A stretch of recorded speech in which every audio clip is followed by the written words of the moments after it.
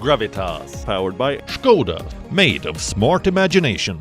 We spoke to Christine Fair earlier today. She's a professor of security studies at the Georgetown University. She's an authority on South Asian affairs and counter-terrorism. We began by talking about what happened on the BBC. Professor Fair was discussing the well-established links between the Taliban and Pakistan, but the BBC cut her short. I asked her whether she thought it was ignorance or a sign of open bias by the anchor. I really wish I knew. This has really been my first experience with the BBC behaving so shamelessly. She continually said, well, Pakistan would deny this. But the odd thing is that many of the things that I had stated, Pakistanis had previously stated on the BBC itself.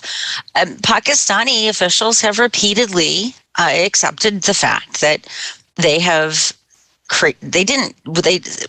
creating the Taliban is a little bit of a stretch, but that it has always been a Pakistani project, that they have aided and abetted them. Musharraf himself was on BBC making these acknowledgements. What I find really very frustrating, BBC apparently issued a statement saying that it's routine that news readers challenge the guests. Well, they never challenge the Pakistani officials when they are on the BBC.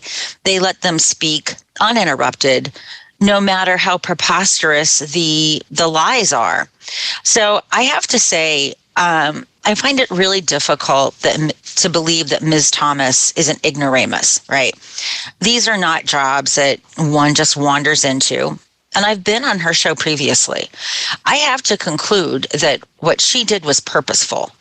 And what I particularly found distasteful was the eye roll expression that she made. Now, of course, I couldn't see it during the call. I could only see it after I watched the interview the next day. It was really despicable. She really seemed to be caring more about Pakistan's feelings than she did Afghans' lives. Do you think this is part of a larger problem with the Western media? They seem to give Pakistan a free pass. Have you had similar experiences with other networks? I had a similarly obnoxious interview with Bloomberg Asia a few weeks ago. So if Ms. Philippa Thomas's red line was speaking the truth about Pakistan, the issue there was China. That interview was centered around how will the Taliban govern? And I made the point, it's whether or not Western countries acknowledge the Taliban is irrelevant. It has what it needs from the 4 embassies that are open in Kabul, and that is, of course, China, Russia, Pakistan, and Iran. And I pointed out that the Chinese have had a long-standing working relationship with the Taliban pre-9/11. I talked about the different investment projects that the Chinese did for the Taliban before 9/11, and the commitments to do the same now. And the host tried to shut me down. He says, well, of course, that's your opinion. I said, no, these are facts. I can send you the documentation that I have used to inform my opinion. And he continued to call it an opinion. And I said, sir, it's a fact. I'm not going to have you tell me that this is an opinion. These are facts. The Taliban had a deal with the Chinese pre-9/11. The Taliban have been negotiating with the Chinese. That you don't know this is astonishing to me, but this is a fact. What about Western governments? They rush back to partner with the Pakistan government. They don't seem to mind the betrayals and the double games. What explains their obsession with Pakistan? That is a question that I have to say really frustrates me. And for the last couple of years, I actually just stopped writing op-eds because it was just so tiresome and no one seemed to care. I think there are a couple of reasons. I can't speak to the British. Honestly, the British are far worse than the Americans. The British will defend the worst of the Pakistanis. I don't know if you saw what the British Army chief had said a few weeks ago about Pakistan being the biggest victim here. And I wanted to scream, like, how can you say Pakistan's the biggest victim? The Afghans are the biggest victim. And Pakistan isn't a victim at all. It's sort of like calling the rapist a victim. I mean, it is just, it is outrageous. So I don't have a lot of good answers. But what I will say, having watched the Pakistanis in play for quite some time, they have very well-placed interlocutors at major think tanks. And I have said this repeatedly, time and time again. So you have the Stimson organization.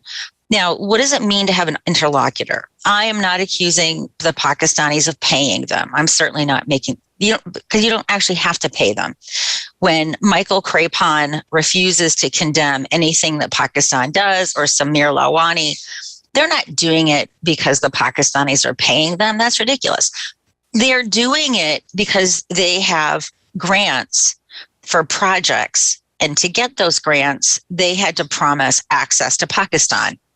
And you're not going to get access to Pakistan if you don't defend their outrages. But when it comes to the level of the government, obviously, you would argue that they would know better. And the problem there is that the Pakistan problem is really hard, right? And they don't want to admit publicly that we have to acquiesce to Pakistan because it has nuclear weapons and a lot of terrorists.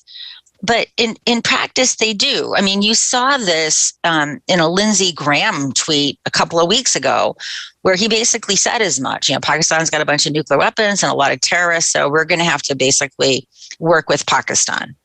So essentially, Pakistan, it really does. It's not just a joke; it's a truth. Like, Pakistan really is the arsonist, right? Then it goes out and does a GoFundMe campaign to buy up a bunch of PR reps to peddle Pakistan's reputation so that everyone thinks it is, in fact, the fire brigade. That's their business model. And it works. It really works. What's next for this new nexus between the Taliban, Pakistan, and China? Do you see any scenario where this alliance gets derailed? The only way that this axis of weasels get broken is if China and Russia begin experiencing blowback. But I don't know on what scale that blowback would require, given the interests that China has economically in Afghanistan. And of course, Pakistan has suffered blowback. It's already beginning to suffer blowback. And as long as the people that are dying are not Punjabis, the Pakistanis don't care. As long as it's Baloch and Pashtuns that die, the Pakistanis are really not terribly moved. And as long as those attacks happen in places that are not strategic. So I'm actually very pessimistic about what can happen. The Taliban have a very large collection of U.S. weapon systems. They have trainers, right? How did the Taliban learn to fly Blackhawks? They're pretty difficult to operate aircraft. Well, clearly the Pakistanis helped them do that. So I'm really not optimistic. I think the options that India had in the 1990s, those options are gone, right? It looks as if Panjshir has just been decimated with the help of these Pakistani airstrikes. Christine Fair, thanks very much for being with us here on WION. Okay, great. Thank you so much. I appreciate it. WION is now available in your country. Download the app now and get all the news on the move. Gravitas, powered by Skoda, made of smart imagination.